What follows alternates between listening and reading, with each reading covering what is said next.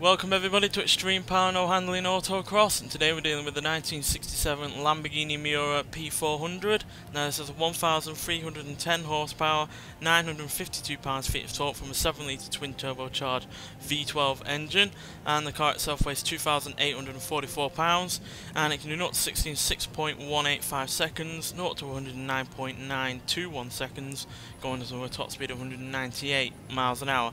So yeah, we're continuing on the European versus muscle car rivalry with the Ferrari 365 GTB4 starting that off last time, and that did pretty well, 1 minute 1.895 seconds, where it beat plenty of the muscle cars from beforehand, but it failed to beat the two Corvettes and the Dodge Dart Hemi Super Stock. So hopefully this Lamborghini Miura will have more success. It is mid-engined, it does have more power though than that Ferrari, and it is obviously a little bit older, but I think this car even stock handles better than that Ferrari did. So yeah, hopefully this will have an even better chance. So let's see what it can do.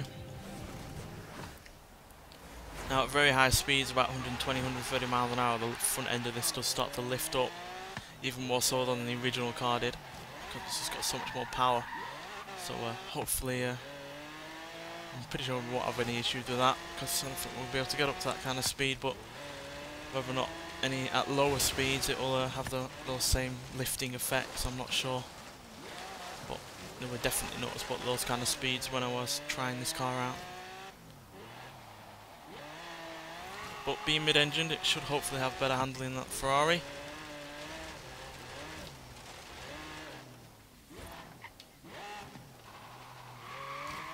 Does ultimately mean that we don't have any major weight up front, so we'll have better steering up front as well.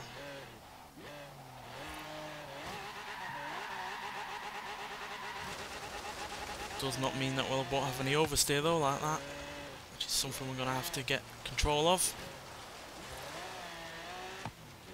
Now I could have given this car more power, but I figured the full 1,515 horsepower that you can get out of this engine would have been far too much for such a car to handle. It is 50 years old after all, so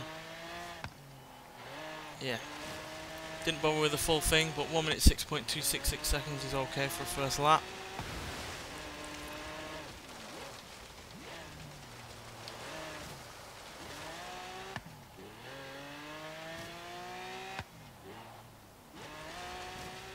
This is easily one of the most powerful cars that we've had on this series as well, so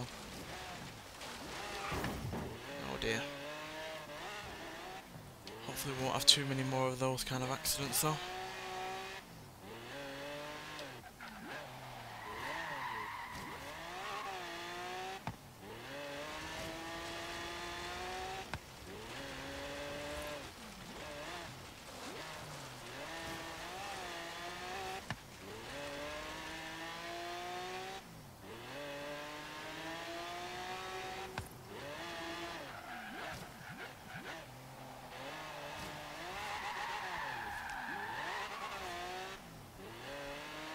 Again, from that late 60s era, it's still going to have the same kind of issues that the Ferrari did.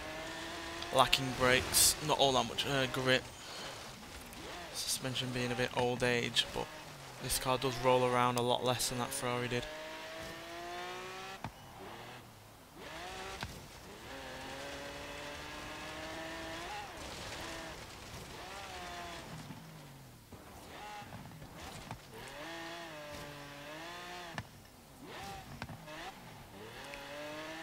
And despite having more power, it feels a little bit more controllable as well.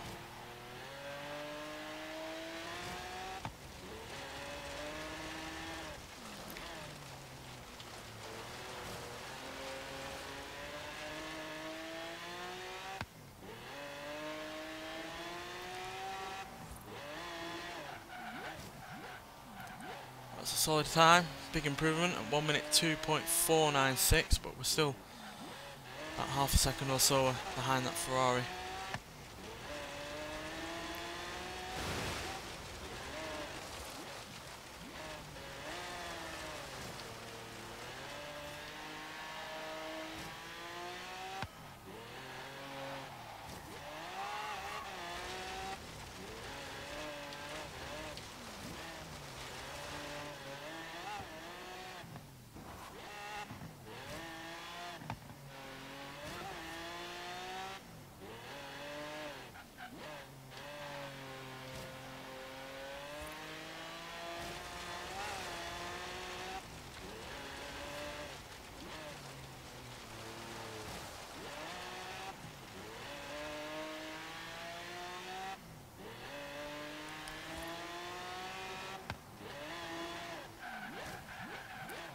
improvement that time round, unfortunately, so we've got this final lap to try and do so.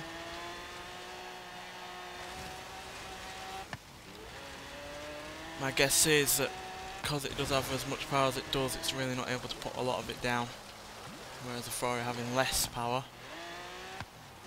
and having plenty of horsepower, even standard, because that car had more power than this car did stock,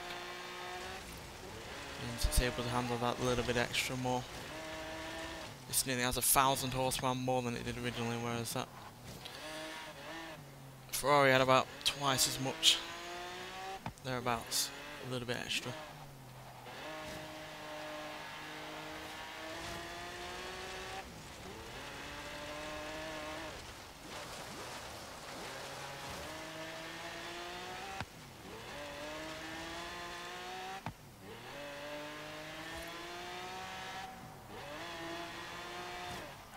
Well, it's an improvement at the end, but it's not enough to beat that Ferrari at 1 minute 2.062 seconds, which means it is behind that Ferrari, which was ever so slightly ahead. But it still nonetheless beats the likes of the Chevrolet Camaro Z28, the Ford Falcon XA, the Ford Mustang Boss 302, the Chrysler Valiant Charger, and the El Camino. But it is not only just behind the Ferrari, obviously, but also behind those two Corvettes, the Stingray and the Z01, and the Dodge Dart Hemi Super Stock. So yeah, can't say that I'm not disappointed, because this is technically a more technologically advanced car than that Ferrari, being mid-engined, having a far bit more aerodynamic body, etc. But that just was not enough to beat that Ferrari. I think purely just because this car has so much more power that Ferrari had. Wait, let me just have a look. It had, yeah, 890 horsepower, so that's about 2 and a bit times more than what it had originally, whereas this has more than 1,000, well, nearly 1,000 horsepower more than it had originally. So yeah, I just think it's added to a bit too much power, which is technically my fault, but I figured that the car would be able to handle it, to be honest. But there we go, that's just how it goes sometimes. You make a wrong decision and that's the car not being able to handle it. But it's not all that far behind that Ferrari, to be honest.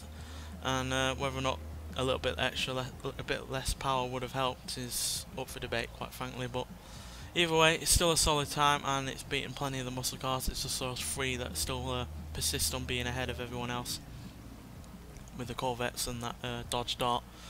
But I'm sure we'll find a car eventually that will be able to beat at least the Corvettes. But whether or not we're going to be able to find one that can beat that Dodge Dart is up for debate, because that car, despite being as old as it is, and being primarily made for drag racing, putting in an incredible time at 58 seconds, .258. So yeah, near enough 4 seconds quicker than this Lamborghini. But yeah, still, I like this car stock, and it performed admirably considering how much more power it was given. Anyway, thanks for watching, and I'll see you in the next one. Bye.